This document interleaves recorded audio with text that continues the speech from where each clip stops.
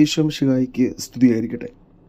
ഇന്ന് തിരുസഭ മാതാവ് വിശുദ്ധ തോമസ് അക്വിനാസിൻ്റെ തിരുനാൾ സന്തോഷത്തോടെ കൊണ്ടാടുകയാണ്.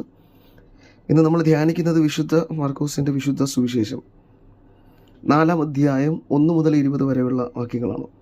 വിതക്കാരൻ്റെ ഉപമയാണ് യേശുനാഥൻ ശിഷ്യന്മാരെ പഠിപ്പിക്കുന്നത്. ഒരു വലിയ ജനക്കൂട്ടത്തോട് യേശുനാഥൻ വിതക്കാരൻ്റെ ഉപമ പറയുകയും എന്നാൽ അത് കേട്ടിട്ട് മനസ്സിലാകാതിരുന്ന യേശുവിൻ്റെ ശിഷ്യന്മാർ യേശുനാഥൻ തനിച്ചായപ്പോൾ 12 പേരും അവൻ്റെ കൂടെ വന്ന് അവനോട് ചോദിക്കുകയാണ്, ഗുരുനാഥ, അങ്ങ് എന്താണ് ഈ ഉപമ കൊണ്ട് അർത്ഥമാക്കിയത്? അപ്പോൾ യേശുനാഥൻ അത് അവർക്ക് വ്യക്തമാക്കി കൊടുക്കുകയുമാണ്. ഈ സുവിശേഷ ഭാഗത്തിൽ നമ്മൾ ധ്യാനിക്കുന്നത് ഈ ശിഷ്യന്മാരുടെ ആ ഒരു പ്രത്യേക ആവശ്യത്തെയാണ്. അതായത് എല്ലാവരോടൊപ്പം ഇരുന്ന് ഇവർ വചനം കേൾക്കുന്നു, പക്ഷെ വചനം മനസ്സിലാക്കാനുള്ള അതിയായ ആഗ്രഹം കൊണ്ട് അവർ കർത്താവിൻ്റെ അടുക്കിലേക്ക് കൂടുതൽ വരികയാണ്. എന്നിട്ട് അവനോട് അവർ വ്യക്തമായി ചോദിക്കുകയാണ്, കർത്താവ് ഞങ്ങളോട് സംസാരിക്കണമേ, ഞങ്ങൾക്ക് എന്താണെന്ന് മനസ്സിലായിട്ടില്ല. അപ്പോൾ യേശുനാഥൻ അവർക്ക് വ്യക്തമായി സംസാരിച്ച് അത് വ്യക്തമാക്കി കൊടുക്കുകയാണ്. ഉപമയുടെ അർത്ഥവും അതിൻ്റെ അനുഗ്രഹമൊക്കെ അവർക്ക് മനസ്സിലാക്കി കൊടുക്കുകയാണ്. എന്നിട്ട് യേശുനാഥൻ പറയുന്നുണ്ട്, എല്ലാവർക്കും ഇതിനുള്ള കൃപ ലഭിക്കില്ല.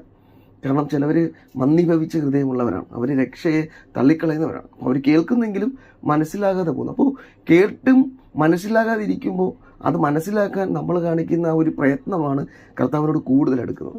നമ്മളൊരു പക്ഷെ വചനം വായിക്കുന്നവരായിരിക്കാം, വചനം കേൾക്കുന്നവരായിരിക്കാം. അപ്പോൾ അതിൽ മാത്രം നിലനിൽക്കാതെ കുറച്ചുകൂടെ അടുത്ത് യേശുവിനോട് കൂടെ ആയിരുന്നുകൊണ്ട് വചനം ധ്യാനിക്കുന്ന, യേശുവിനോട് എനിക്ക് വചനം പറഞ്ഞു തരണം എന്നാവശ്യപ്പെടുന്ന ഒരു വ്യക്തിയായി മാറണം എന്ന് സുവിശേഷം നമ്മെ ഓർമ്മിപ്പിക്കണം. അപ്പോൾ യേശുനാഥൻ നമ്മുടെ ജീവിതത്തിൽ ഇടപെടുകയും വചനം മനസ്സിലാക്കാനുള്ള കൃപ നമുക്ക് നൽകുകയും ചെയ്യും.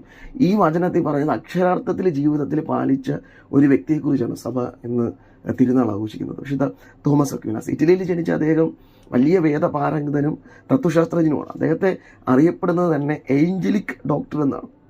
അതായത് മാലാഖമാരുടെ അടുത്ത വിശുദ്ധിയും ബുദ്ധിവൈഭവവും ഉണ്ടായിരുന്ന ഒരു വ്യക്തിയായിട്ടാണ് തോമസ് അക്വിനാസിനെ കാണുന്നത്. വലിയൊരു പ്രഭു കുടുംബത്തിൽ ജനിച്ച ഇദ്ദേഹം ഒരു മെൻഡിക്കൻ ഓർഡറിൽ, അതായത് അലഞ്ഞും ഭിക്ഷയയച്ച് നടക്കുന്ന ഡൊമിനിക്കൻ ഓർഡറിൽ ചേരാൻ വേണ്ടി താല്പര്യം പ്രകടിപ്പിച്ചപ്പോൾ ആ കുടുംബക്കാർ അദ്ദേഹത്തെ വീട്ടുതടങ്കലിൽ വരെ ആക്കുന്നുണ്ട്. പക്ഷേ ആ പ്രതിസന്ധികളെല്ലാം തരണം ചെയ്ത് അദ്ദേഹം ഡൊമിനിക്കൻ ഓർഡറിൽ ചേരുകയും വലിയ വേദപാരംഗതനായി മാറുകയും ചെയ്തു. അപ്പോൾ ഇദ്ദേഹത്തിൻ്റെ ജീവിതത്തിലെ ഒരു പ്രത്യേകതയെ പറയുന്നത് വചന വ്യാഖ്യാന സമയത്ത് വളരെ ബുദ്ധിമുട്ടുള്ള സമയങ്ങളിൽ ഇദ്ദേഹം ഉപവസിച്ച് പ്രാർത്ഥിച്ച് യേശുവിനോട് പ്രത്യേകം ചോദിക്കുമായിരുന്നു, എനിക്ക് ആ വചനം അടയാളപ്പെടുത്തി തരണമേ, മനസ്സിലാക്കി തരണമെന്ന്. അപ്പോൾ അദ്ദേഹം ഇപ്പോൾ വ്യാഖ്യാനിച്ചിരിക്കുന്നതൊക്കെ കണ്ടിട്ട് ദൈവശാസ്ത്രജ്ഞന്മാർ പറയുന്നത് ദൈവം പ്രത്യേകമായി ഇടപെട്ടുകൊണ്ട് അദ്ദേഹത്തിന് വചനം പറഞ്ഞു കൊടുത്തു എന്നാണ്.